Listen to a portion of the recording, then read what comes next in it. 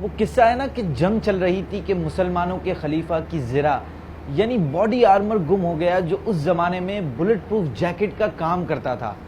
Armour بہت جگہ ڈھونڈا مگر کہیں سے بھی نہ ملا۔ جنگ ختم ہوئی تو لشکر شہر واپس آ گیا۔ شہر پہنچ کر خلیفہ کو اپنی زرہ ایک یہودی کے پاس نظر آئی۔ خلیفہ نے اس یہودی سے کہا، یہ تو میرا آرمر ہے اور میں نے نہ تمہیں بیچا ہے اور نہ ہی تحفے میں دیا ہے۔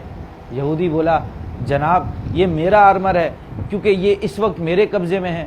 اس وقت کے خلیفہ تمام تر طاقتوں اور اتھارٹیز کے باوجود کہتے ہیں، تو نہیں مان رہا تو اب اس کا فیصلہ عدالت میں ہوگا۔ چنانچہ دونوں عدالت پہنچ گئے۔ قاضی صاحب نے کیس شروع کیا اور کہا، خلیفہ آپ اپنی شکایت بیان فرمائیں۔ تو انہوں نے کہا کہ اس یہودی کے قبضے میں جو آرمر ہے وہ میرا ہے، میں نے نہ اسے بیچا ہے اور نہ ہی تحفے میں دیا ہے۔ پھر قاضی صاحب نے یہودی سے کہا، تمہارا کیا کہنا ہے اس پر؟ تو یہودی بولا، یہ میرا آرمر ہے کیونکہ یہ میرے قبضے میں ہے۔ قاضی صاحب نے خلیفہ سے کہا، آپ جو کہہ رہے ہیں کہ یہ زرہ آپ کی ہے تو آپ کے پاس اس کا کوئی ایویڈنس یا وٹنس ہے؟ خلیفہ بولے، جی ہاں، یہ میرا غلام اور میرا بیٹا اس بات کے گواہ ہیں کہ یہ آرمر میرا ہے۔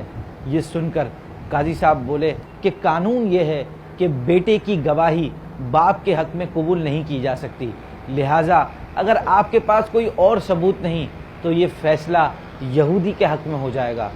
یہودی نے قاضی صاحب کا فیصلہ سنا تو حیران ہو کر بولا کہ ایک قاضی نے وقت کے خلیفہ کے خلاف ایک عام بندے کے حق میں فیصلہ کر دیا۔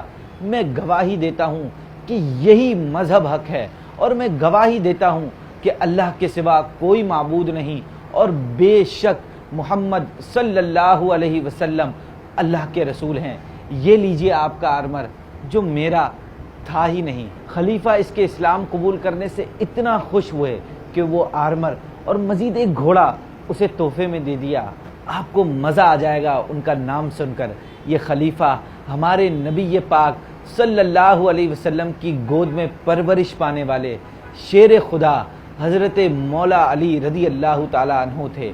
آپ نے جس بیٹے کو گواہی کے لیے پیش کیا تھا وہ امام حسن رضی اللہ تعالی عنہ تھے، اور جو قاضی صاحب تھے وہ اسلام کے عظیم بزرگ قاضی شریح رحمۃ اللہ تعالی علیہ تھے۔ اس واقعے سے کلیئر ہو جاتا ہے کہ اسلام اپنی فیئرنس، جسٹس اور عدل کے ذریعے پھیلا ہے۔ ہم اگر آج عدل و انصاف نہیں کر رہے تو یقین مانیے کہ ہم سے زیادہ اسلام کو نقصان پہنچانے والا شاید کوئی نہیں۔ انصاف کیجئے، ظلم نہ کیجئے، کہ ہمارے نبی پاک صلی اللہ علیہ وسلم نے فرمایا، ظلم کرنے سے ڈرو کیونکہ ظلم کی سزا سے زیادہ خطرناک سزا کسی گناہ کی نہیں۔